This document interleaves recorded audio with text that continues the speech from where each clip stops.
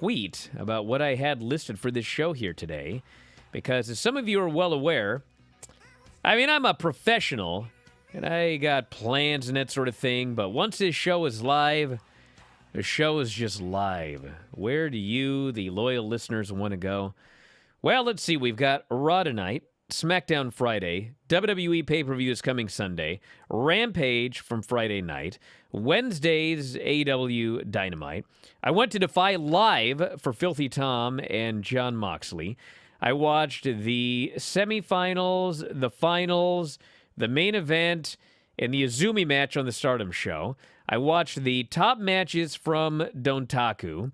We've got the lineup for the Super Juniors. We have got the upcoming New Japan show with Jay White challenging for the title. And there's a Triple Mania I saw 0 of, but Dave apparently really liked it. So, man, a lot to get into here today. And we'll just start wherever you want to start, and whatever we don't get to, we can talk about later. I should note that Filthy Tom and I are going to be up at 2 Pacific, 5 Eastern, and we will be discussing... Oh, I forgot New Japan Strong. I watched that show as well. We'll talk New Japan Strong, we'll talk SmackDown, and we will talk Stardom. So you'll have an hour of that at 2 Pacific, 5 Eastern if you want to watch live, video.f4wonline.com. If you want to listen to the podcast, WrestlingObserver.com, of course, has all of the podcasts. So a lot to get into. If you want, text us your ideas, 425-780-7566. Back in a moment with more Observer Live.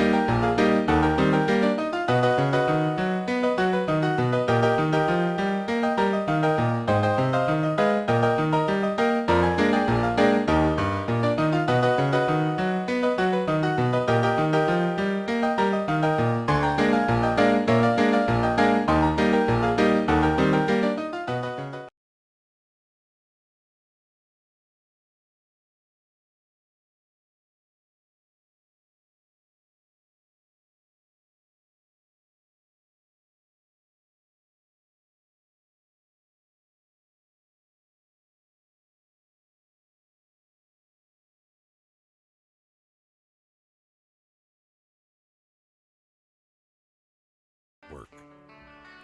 Back in the show, Bryan Alvarez here, Wrestling Observer Live.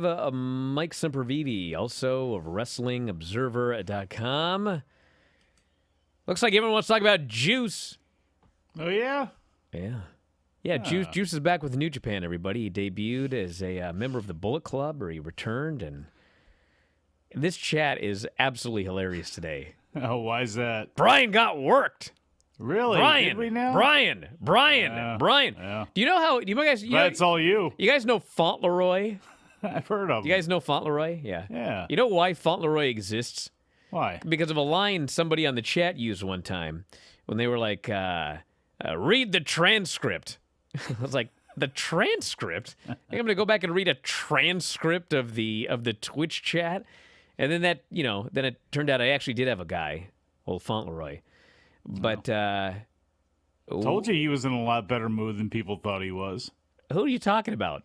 Juice Robinson. Bro, you want to go back and read the text you sent me? What do you mean? Anyway. I would. It's what are you funny, talking about? the short memory of the... What are you talking about? Short memory of the folks here on Twitch who, they knew all along, but Brian got worked. Hey, listen, I don't know what happened with Juice Robinson, okay? Juice Robinson said that his deal was But you up. are taking it personally. No, I'm not. I'm pointing out what everyone's freaking out about on the chat here today. Listen, he said that his contract was up on April 30th, and I'm sure it was. And he sounded like he was just going to take a break. And listen, I realize he showed up, and I know all of you think that he was just working that entire interview. I don't know if he was or not, because I don't know if you heard the interview, but there was a reason that Juice was on the show, and the reason was to promote an event coming up, and he proceeded to not promote the event at all and talk about how he didn't want to wrestle anybody in New Japan. So it is possible that that was not a worked interview, but that he didn't know what his future was, and his deal was up on April 30th, and in between the interview and the show this weekend, he re-signed. I don't know what happened. He said he was not going to wrestle under the New Japan banner anymore, and you know how those Bullet guys look at things, so, there you go. Yeah, Bullet Club for life now. What do you want me to do? I'm not mad. I interviewed the guy, and that's what he said. Are you angry? No, not at all. The funny thing is everyone expects me to be angry or humiliated that he said that he was done and then he wasn't. You shame, bro. Oh, how humiliating that I interviewed a guy and he said one thing and then did another. A wrestler. A wrestler of all people. Can you believe it? Holy smokes, I should quit this job. Next thing you're going to tell me that, boy, there's a lot I could talk about from this weekend. Hey, you know what's funny, by the way? Speaking of getting worked, and I don't even know who worked who here, okay?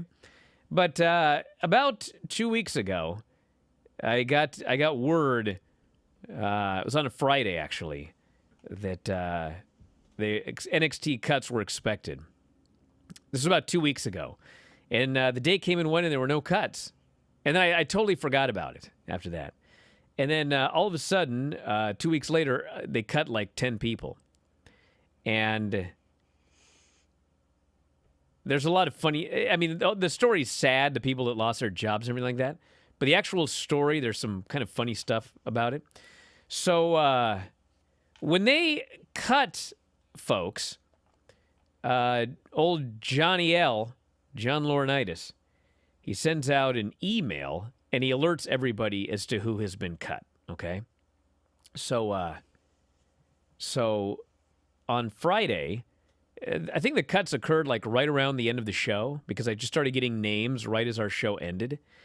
And I shortly thereafter got a list of names. And at that point, about 6 or 7 people had been cut, and there were about 10 names on the list. And I know that people get really mad, like, oh, isn't your job to report those names that haven't been reported yet? Dude, I don't know if it's my job or not, but, like, can you let them be alerted before it shows up on the internet? Because that's all people complain about is, I found out I was cut on the internet before I was actually told. So, no, I don't care if I'm a bad journalist. I'm not going to throw the names before they're actually alerted that they've been cut. But the funny thing is, I don't know if it's funny or not, but... So I got the list of it was like 10 names or whatever. And then, a few hours later, there were 10 names that came out that had been cut. And I don't know why I thought about doing it, but I decided I was going to match them up. So, and actually, I know why. Because the list that I got Dexter Lumis wasn't on the list. And then later, there's all these people, oh, Dexter's been cut. What are they going to do? It's like, Dexter's cut? He wasn't on the list I got. And so I just went to match up the names because there were 10 on my list and 10 on the other list or whatever.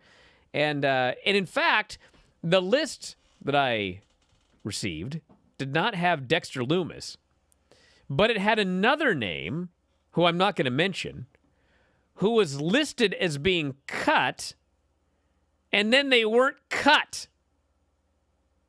So the point of all of this is these blokes have no idea what's going on. And, you can see that they knew in advance that Harlan was going to be out of here, because one day Harlan he vanished. He vanished off the face of the earth. And then later it turns out he was cut. So they clearly knew about Harlan, but then on Friday, I guess that everybody was like on a lunch break or whatever, and then like during the lunch break, a bunch of blokes got cut. And there were people there that were completely caught off guard because they've been writing storylines, including long-term storylines, with folks that all of a sudden the next thing they know they're gone. They weren't alerted in advance at all. So now, the best one is they cut Persia Parada and they cut Dexter. Okay, Dexter was married to Indy and Persia was married or dating or whatever to Duke Hudson. So now Duke's girlfriend has been cut. Indy's husband has been cut. And so now there was no storyline. They couldn't even do a storyline where like Dexter and Persia eloped. They like ran off or whatever. I guess they could still say that on television. Yeah. But man, it's just another one of those things where, you hear about certain people, and I won't mention names. It might be out, it might not. But folks that were cut that were like, thank God, I hated this place. I'm so happy to be gone.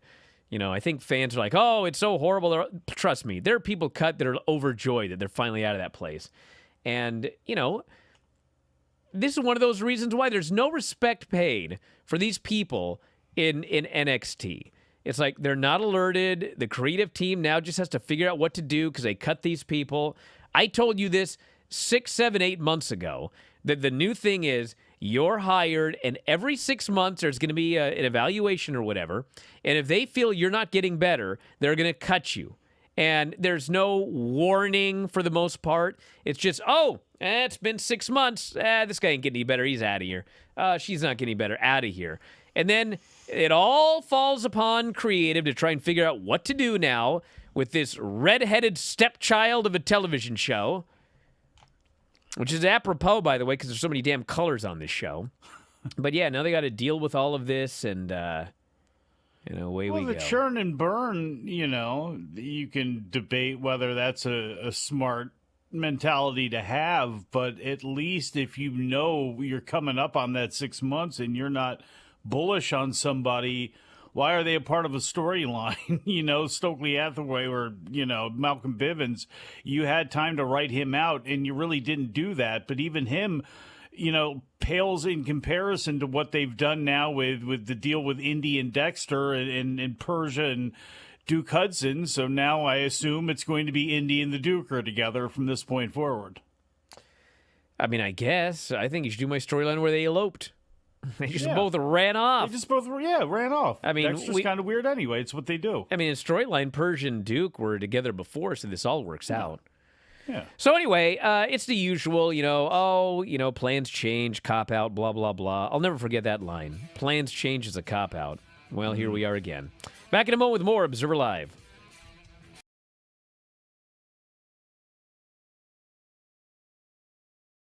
AEW Double or Nothing is going to be taking place later this month, so I decided to bring back my trivia video. That is right. Today we got AEW Double or Nothing trivia. Let's go ahead and play. Question number 1.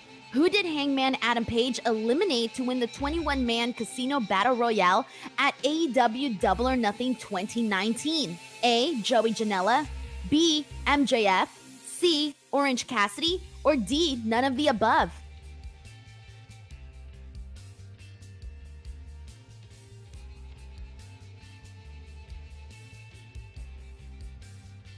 The correct answer is MJF. Question number 2. True or false? At AEW Double or Nothing 2019, the Young Bucks defeated the Lucha Brothers for the AEW Tag Team Championship.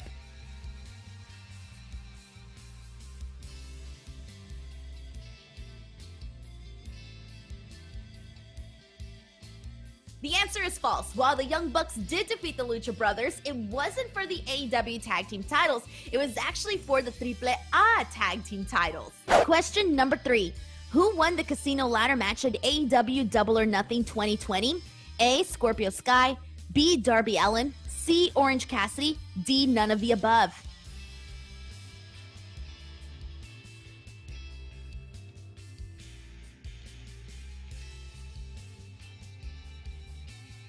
The correct answer is none of the above. The winner of the Casino Ladder match was Brian Cage, who made his AEW debut that night. Question number 4. How many AEW Double or Nothing matches from 2019 through 2021 have received a 5-star rating? A. 0, B. 1, C. 2, D. 3.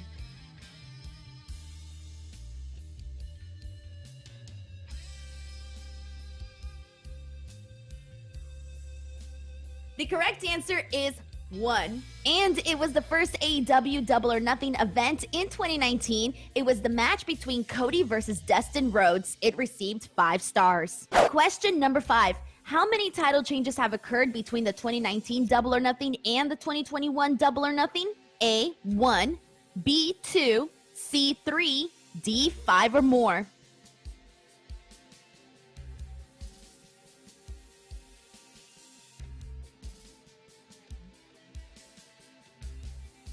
The correct answer is 3. At Double or Nothing 2020, we saw Cody win the AEW TNT Championship after defeating Lance Archer. Hikaru Shida also won the AEW Women's Championship after defeating Nyla Rose that night. And at AEW Double or Nothing 2021, we saw Dr. Britt Baker defeat Hikaru Shida for the AEW Women's Championship. Alrighty, that's a wrap for part 1 of the AEW Double or Nothing trivia. I will be back with a part 2. Enjoy the rest of Wrestling Observer Live.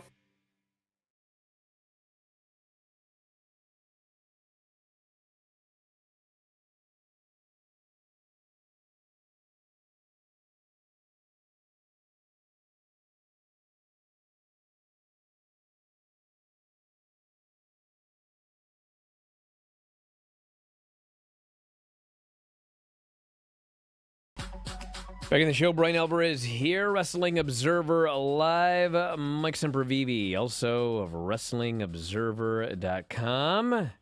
Sam Shaw already back out on his feet. See Dude, this? Sam Shaw was in the middle of painting a portrait. That was a shoot. He was painting a portrait of Vince McMahon when he found out he was fired. Yes, which you can see up on his Twitter that I assume now has been renamed. No, it's still at Dexter Loomis. I guess he hasn't gone through that process yet, but already back out on the Indies, June 24th, ARW in Melbourne, Florida. So Sam Shaw returns to ARW after, I guess, however many years he was in NXT for. Man, I watched that. I watched a lot of wrestling this weekend, and it was just like one after another. There's Jon Moxley having this awesome match with Filthy Tom, a guy who just couldn't wait to get out of WWE. And then I'm watching New Japan Strong, and the former Grand Metalik is there as Mascara Dorada, and holy smokes, this guy was awesome. And they're the ones who are good are all going to be fine. And Absolutely. The ones that get fired and do nothing, they were never going to make it. That's pretty much the way that it is. Look at these indies right now. You know, that's ROH is going to be, again, that's going to be interesting to see what ripple effect that decides to play upon the indies once that thing gets going. But look at all these indies out here. You know, Defy, the show that you went to, you know, you didn't even mention that GCW had a couple of shows, as well as, you know, other shows all over the place. And the more people are released, the more it can actually help the indie scene. So if you can go, there are people out there that will pay you and put you in matches to see you go. This person here says, "Did Tom need a transfusion?" Believe it or not, so the match ends, and Tom goes to the back, and Moxley does a promo, and so I'm sitting there watching Moxley's promo. So Tom apparently went to the there's a bathroom in the back, obviously. What a friend you are. I wanted to hear the promo. So after the promo's over, I headed to the back, and Tom's nowhere to be seen. And turns out he was in the bathroom cleaning up. And about by the way, there's a white wall in the back where they do interviews right backstage in Jim Valley interviews, guys. There's a huge freaking blood stain like this big on this wall. But anyway, so Tom eventually comes out of the bathroom, and he looks good as new. Like he's got a Band-Aid here, and that was it. So cleaned up very well, but it took him so long to clean up that the people who were supposed to drive him to the airport for his flight 90 minutes later left. Oh, man.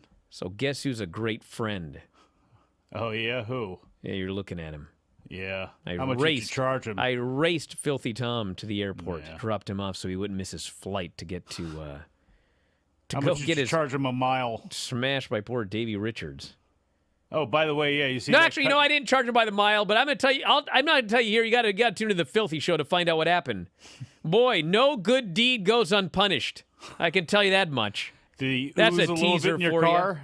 you. Oh, bro, it was worse than oozing. I'll tell you what happened. Well, that thing got busted open against Davey Richards on Sunday, but he fortunately came out on top, so still the BLP Midwest champion. So longest reigning one of all time. That's what Tom does. Yeah, he is. But you know what? Moxley's the linear BLP Midwest champion, the linear New Japan Strong Openweight champion.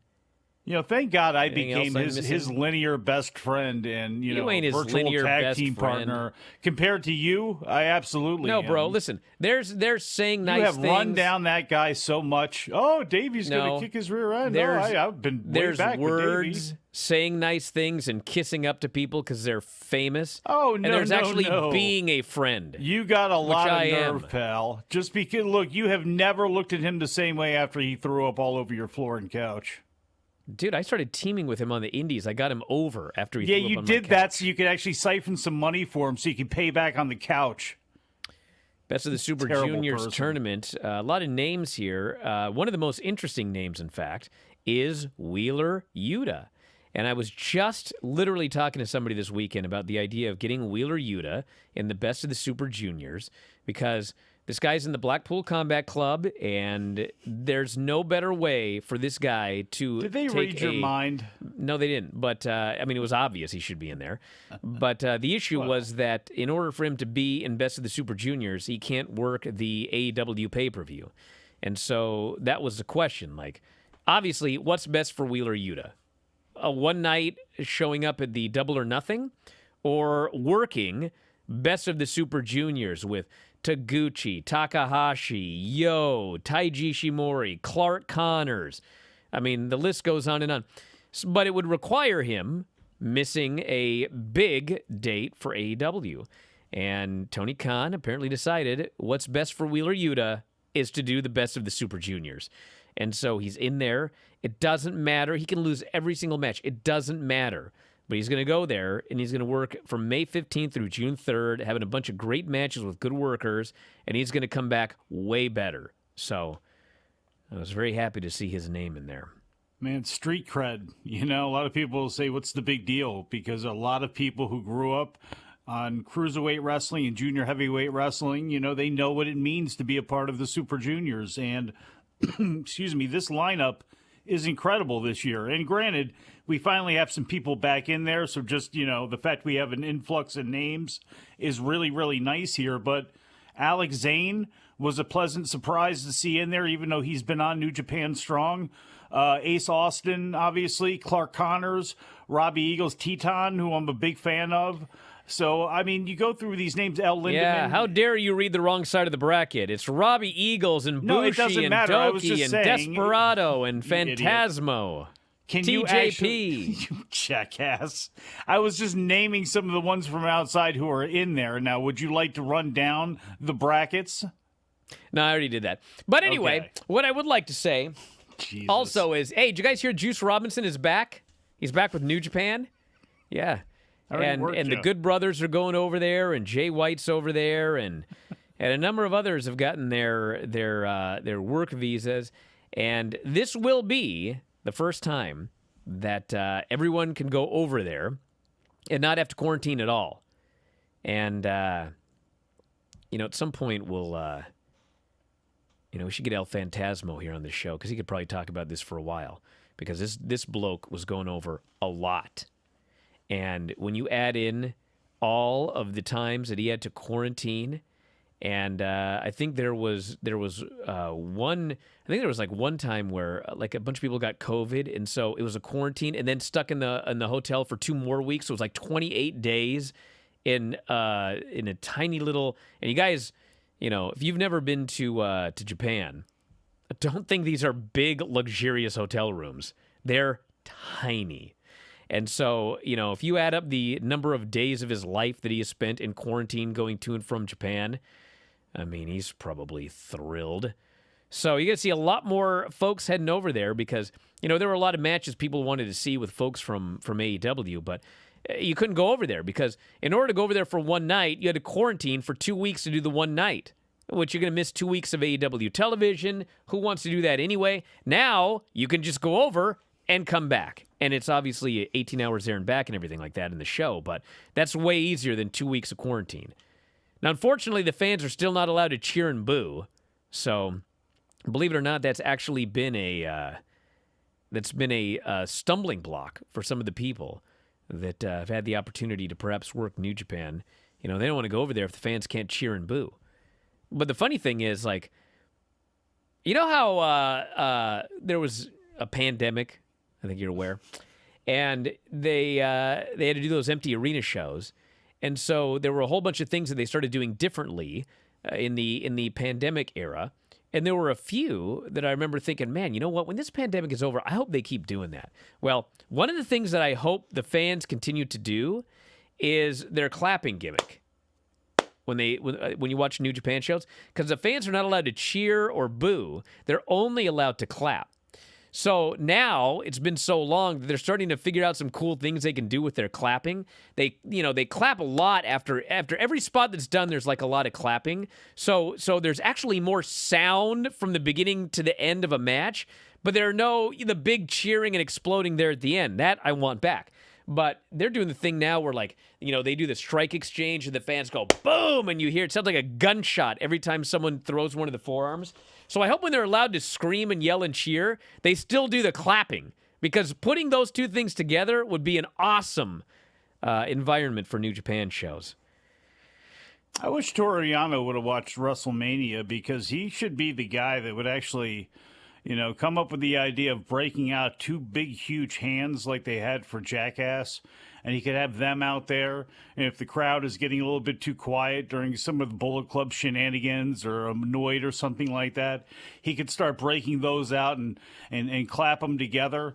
And then maybe he can, bring you over there, and then you could be the guy with the clap. What in God's name are you talking about? Nothing. Go ahead. Move on. All right. Tonight, very quickly, Raw. All we know is there's an appearance by Roman Reigns and the Usos. Why is there an appearance by Roman Reigns and the Usos? Well, they've been building up this title unification match for weeks and weeks and weeks and weeks now. And then on SmackDown, they changed it to a 6-man.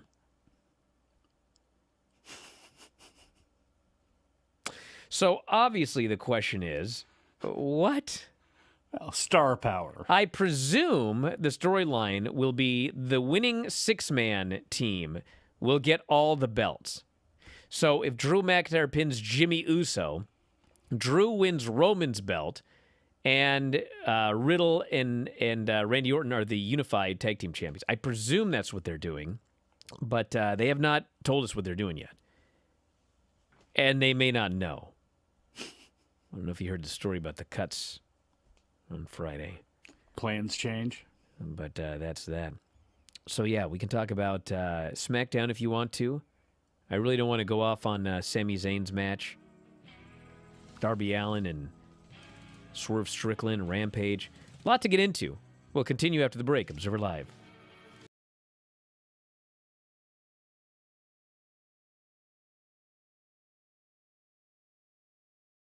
Hey there, everyone. It's Denise Salcedo, and I am back with part 2 of my AEW Double or Nothing trivia. Let's play. Question number 1. True or false? Cody Rhodes has had a singles match on every edition of AEW Double or Nothing from 2019 through 2021.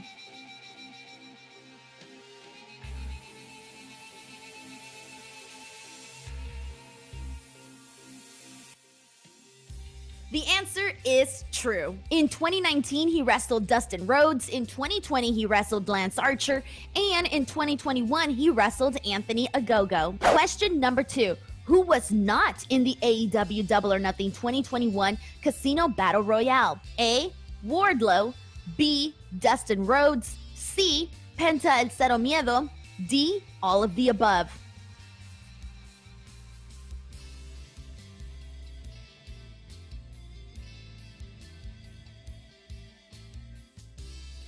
The correct answer is Wardlow. He was not in it because he was participating in the Stadium Stampede that year. Question number 3. True or false? Kenny Omega has had a singles match on every AEW Double or Nothing from 2019 through 2021.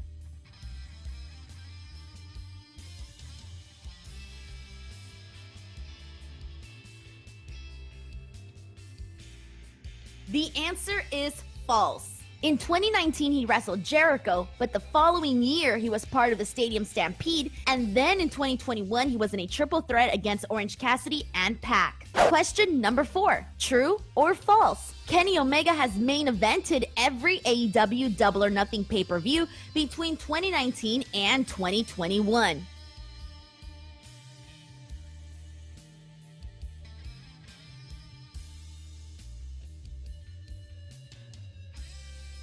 And once again, the answer is false. He took part in the main events for 2019 and 2020, but for 2021, he was not in the Stadium Stampede match, which closed out the show. Question number 5. Name the 2 cities that have hosted an AEW Double or Nothing pay-per-view.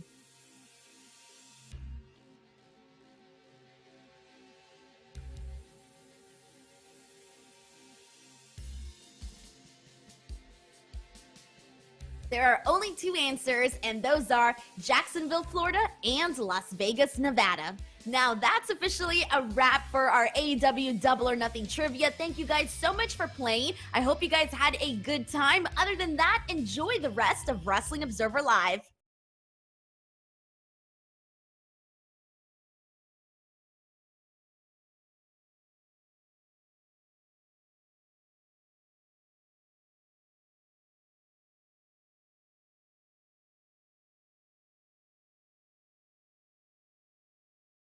Bryan Alvarez here, Wrestling Observer Live. Mike Sempervive, also of WrestlingObserver.com. This person here is outraged at the idea of all the belts being on the line in a 6-man. In theory, Randy could pin Jimmy. Drew gets both world titles from Roman. I know they won't do that, but in storyline, they created a match where it could. Yeah. I don't think they're going to do it at all, but I mean... but do you know they won't do that? I don't think that's a good bet to make. I know they're not going to do that. You sure? I'm 99% sure. They're crazy people there. I 100% expect the Usos to unify the tag team titles. And then if Randy Orton and Riddle are going to chase him, they can chase him. But I don't think Roman's dropping that title in a 6-man. I mean, not dropping the title one way or the other, much less in a 6-man. I would hope not. But, I mean, stranger things have happened. You think, you say 100%. You know people that say I'm giving 110% or I'm going to give 120%? How do you feel about those people? Do you think Lance is upset with those people for not understanding mathematics? Nope, don't think that at all. Yeah. But mathematically, I could tell you the best match I saw all weekend. What's that? It was not Azumi and Mei Segura, but that match was awesome. Mei Suruga. High speed, baby. Tanahashi and Ishii. Oh, my God. This match was so awesome. This match was 1,000 stars. And I think you may be overrating dude, it a smidge. No, I'm not. It was 1,000 stars. These 2 guys are the greatest. They're the absolute greatest. And I was true. In one case, it's very arguable. I was just talking the other day about that. It was Ishii and Adam then Cole. they heard you and said, we're going to have the best match for Bryan. No, it was Ishii and Adam Cole, and I was trying to explain what I was trying to explain, and I just couldn't explain it. It's like, Ishii, whenever he wrestles anybody, it's like, I don't know. But the point of this is he melds into their match. Well, it's like there is an Ishii match, but he will have the other person's match. The Adam Cole match was totally an Adam Cole match, but it was also an Ishii match. I don't even know how to explain it, but it's he's going to let you shine as much as you're going to let him shine, and he's going to work your style of match as much as vice versa, whereas a Tanahashi Nakamura Flair... I know how to explain it. Okay. Go ahead. All right. So here's a good one. Remember that Ric Flair-Rey Mysterio match from a long time ago? Dude, that match was bizarre. It was Ric Flair versus Rey Mysterio on a Nitro. And it was like a Styles clash, and it was just like totally weird. So there's a Styles clash, and then there's a match where it would be like Zack Sabre Jr. I'm trying to think of a great example. Zack Sabre Jr. versus actually Okada's a good one because Okada always works the other guy's style of match. So if you do a Zack Sabre Jr. versus Okada match, it's going to be like Okada's going to work a Zack Sabre Jr. match with Zack Sabre Jr. Does that make sense? Yeah. So Ishii totally worked an Adam Cole match with Adam Cole, but it was absolutely an Ishii match as well. It's like it's usually one or the other. I guess that's what I'm trying to point at. It's usually one or the other. It's a Bryan match or it's a Mike match. It's a Bryan match or it's a Mike match. With Ishii, he managed to do an Adam Cole match, but it was also simultaneously an Ishii match. So anyway, I was just marveling about this. I didn't even know how to put it into words. So then, it's Tanahashi and Ishii, okay? And, Tanahashi and Ishii do not work the same style of match. They're very different workers. Tanahashi is, if you've never seen a lot of Tanahashi, it's like a Shawn Michaels. It's a professional wrestling, old school work with some cool stuff, and he's so smooth, and it all looks great. And then there's Ishii, who's like a fire hydrant, and he just hits you as hard as he can. And you hit him, and he doesn't sell it, and then he does. So anyway, that's what you're going to get with these two guys. So what happened here is it was not a Tanahashi match. It was not an Ishii match. It was not Tanahashi working Ishii's match or Ishii working Tanahashi's match. It was Ishii working as Tanahashi and Tanahashi working as Ishii. They switched places. And then they did their match together. I'm punching the mic. I'm so excited. So, I'm watching this match, and it's just there's always a spot where the guy he hits Ishii, and he hits and Ishii goes back, and he goes back, and he goes back, and all of a sudden he just stops selling, and he goes and then he fires up and he starts hitting the other guy. They do that in every single Ishii match. This time, Ishii is pounding Tanahashi, and Tanahashi's going back to the road, and all of a sudden Tanahashi gets in the corner, and then Tanahashi goes, and he starts firing up, and Ishii's getting knocked back, the place is going crazy. And then Ishii gets knocked all the way back to the corner, and then Tanahashi hits him with one shot, and then Ishii suddenly, it's like a cartoon. You ever seen the cartoon? Actually, we did in Paper Bag Bandit as well, where, whoever, the little guy's getting chased by the big guy, and all of a sudden the little guy stops. He's like, I'm going to chase you. And then he starts chasing the big guy. The guy's like, and he starts running away from the little guy, and it's totally backwards. And then all of a sudden, the big guy realizes, wait a second, what am I running from this little geek for? And then he goes after the little guy again. It's old school cartoon stuff. Well, Tanahashi pummels Ishii all the way to the corner, and Ishii's selling, and it's like the script has been flipped. And all of a sudden, he hits one more, and Ishii's like, what am I doing? I'm Ishii! And he stops selling, he just does a face. And all of a sudden, the crowd's like, oh, but they can't say anything. They can't chant you effed up. They just have to go you effed up, whatever. And then Tanahashi, he's like, uh-oh, what have I done? And Ishii starts pounding him back to the corner again. I'm dying watching this match. And then, they're doing the near falls at the end, and all of a sudden, Ishii whips out the sling blade. Ishii! And Tanahashi takes his big bump for the sling blade. I'm like, oh my God. And then, he hits the big brain buster. Everybody thinks it's over, and Tanahashi kicks out. And then Tanahashi grabs Ishii, and Tanahashi lifts him up, and boom, he brain busters Ishii on his head. I love this match with all of my being. And You know, I am the first guy that complains. Why are these matches so long? Why does every match have to go 40 minutes? I'm sick of it. Like, go 18 to 23 or whatever and get in and get out. You don't need to always go so long. This match goes 23 minutes. And if I hate these stupid chants like fight forever, but bro, if ever there was a match that I was hoping these two dudes would just fight forever and just go 40 minutes for once. This is a match that needs to go 40 minutes. And they stopped at 23. I was appalled. Gah! No, man, make this you match want more. was so awesome. So awesome. Hey, make you want more. That's what the G1's about. Then they give you 30. You know what I mean? They could do it if they wanted to. How do you make a result that's really not in doubt? How do you make it special? How do you make it different? How do you give the people something for them to sink their teeth into? Because I think everybody thought Tanahashi was going to walk out of there with the win, and he did. But how do they do it? They do it in the way that Bryan said.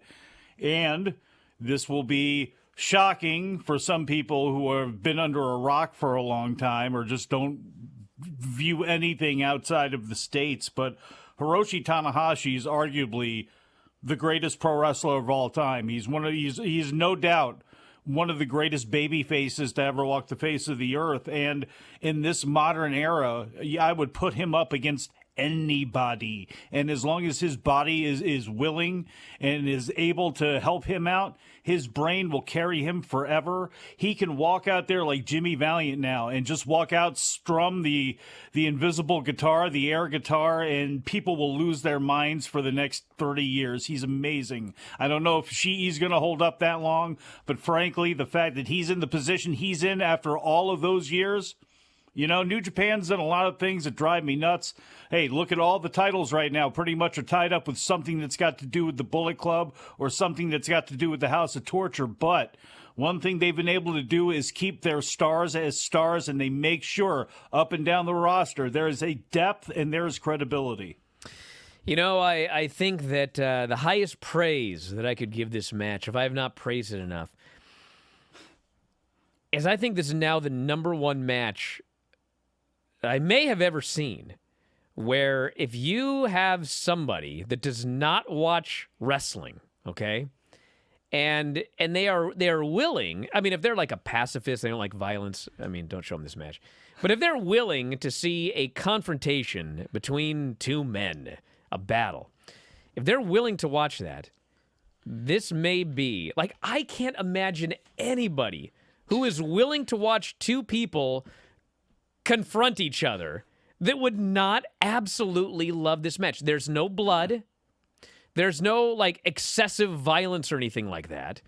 It's just a battle of wills, and it's got, like, you know, if it's your wife, old Tanahashi's handsome man, and then, you know, if it's your whoever, Ishii, there's no one tougher than Ishii. I mean, it's everything you could want. You get your everything you could want in yeah. life. An underdog. God. Yeah. I feel like showing it to my wife. Like, I bet you anything if I showed my wife, who watches no wrestling, hates wrestling, wants nothing to do with wrestling, I'll bet if I showed her this match by the end, she'd be like, dude, that was awesome. It was so great. This is your Rocky IV, Brian. Dude. I feel it. You feel like running up them steps right now, don't you? I feel like just letting you finish the show and I'll go watch the damn match again. And look at that. We're going to get up. Man, if you go out, make a montage right now with you thinking about this match. The match just, you know, flickering in your eye with you getting ready. The music behind you. Maybe the music that was playing all of Friday during that one segment when we were trying to get a show done. That type of music there. Inspiration. The great inspiration that is Tanahashi and Ishii. So this person says, how much do you have to know about the two characters and their shtick to get the match? Well, here's the deal. Zero. No, Nothing. No. Here, listen. Okay. If you know Tanahashi and Ishii, it helps. And everything, it'll be like multitudes better, okay? Sure. But you don't need to know nothing Exactly. about either of them It's wrestling. to It's how get the great story wrestling. of this match. Jack because- Briscoe, Dory Funk. You know, the story obviously is that you know, Ishii's just the toughest guy. And you know, they do the whole whatever, but you don't need to know anything about Ishii to look at Tanahashi, look at Ishii. The story's told. Like, if you look at them, And they you tell already the understand story. the character they're going to play. They tell the story with how they work, and they tell the story again. If you understand the story, some of the things they're doing to each other then stand out more, then they mean more. But it doesn't matter if you had never seen Owen and Brett before. You saw what FTR was doing to each other and thought that was kind of cool. For the people that knew it was extra special, that's what makes Tanahashi just great. He is the best. And take any match of his, almost against anybody, his top tier matches, Omega, Nakamura, you name the opponent and present it to somebody who's never seen them before. It's almost undeniable. How is anybody not going to come out of that a fan of Hiroshi Tanahashi? He is the ultimate pro wrestler. And yes, everybody, I'll talk about Stardom with Tom. Leave me alone. But I will say that to pay for that man's stitches here. Mace Saruga match was awesome. It was the best match on the show, and they did the greatest referee spot I ever saw. And it was impossible to make it work, but they did. So you need to watch that match above anything else on that show that I saw. Back in a moment, Observer Live.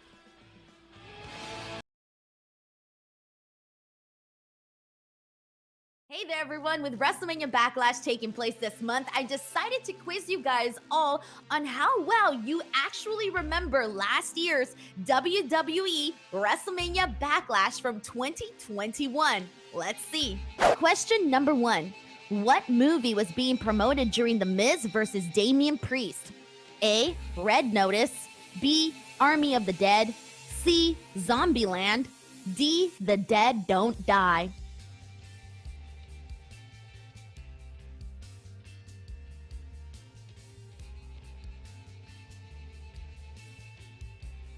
The correct answer is Army of the Dead, a zombie film starring Batista. The stipulation for this match was a zombie lumberjack. Question number 2. True or false? Braun Strowman wrestled his last match in WWE at WrestleMania Backlash 2021. A. True. B. False.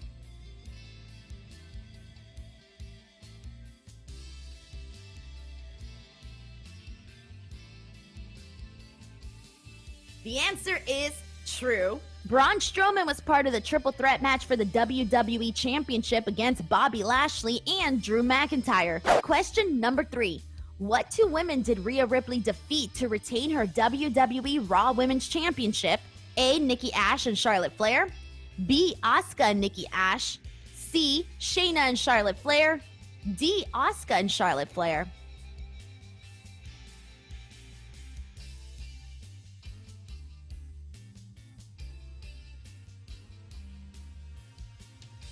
The correct answer is Asuka and Charlotte Flair. Rhea Ripley defeated them in a triple threat match to retain her championship.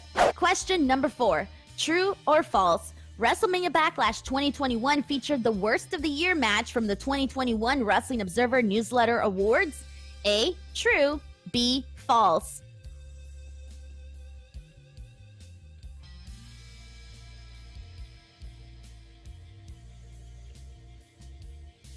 The answer is true. It was voted the worst match of the year. Question number 5. What was the main event of WrestleMania Backlash 2021? A. Roman Reigns versus Cesaro. B. Bobby Lashley versus Braun Strowman versus Drew McIntyre. C. Bianca Belair versus Bayley. D. None of the above.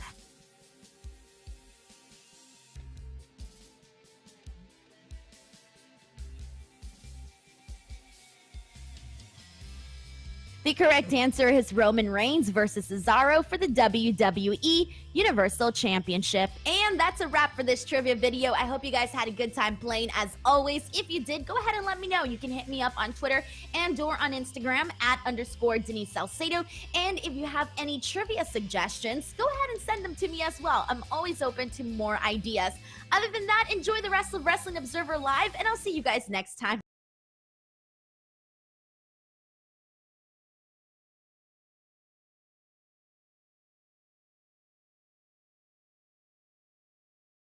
I talked a lot of wrestling. I want to mention quickly, if you go to my Twitter @Bryan Alvarez, Whale Scout, give big day over the next couple of days.